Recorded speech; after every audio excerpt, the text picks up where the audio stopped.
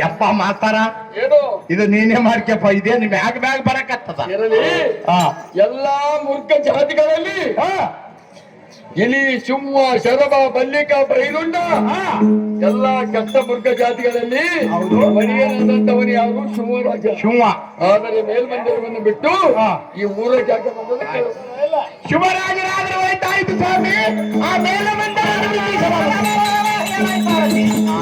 ಈ ಸಂಸ್ಕಾರಕ್ಕೆ ಒಂದು ಕಾರಣವೇನೆಂದರೆ ಕೋಟಿ ಪರಮಾನದ ಶಾಸ್ತ್ರ ಪರಕ್ಷಣದ ಈ ಜಗತ್ತಿನ ಮಾತುಗಳಾದ ಚಂದ್ರಮೂಳಿ ಅಂಬಾಮಂಜುಗೆ ಸುಲಭವಾಗಿರುವ ಕಾಲ ಅತಿ ಜಗತ್ತಿಗೆ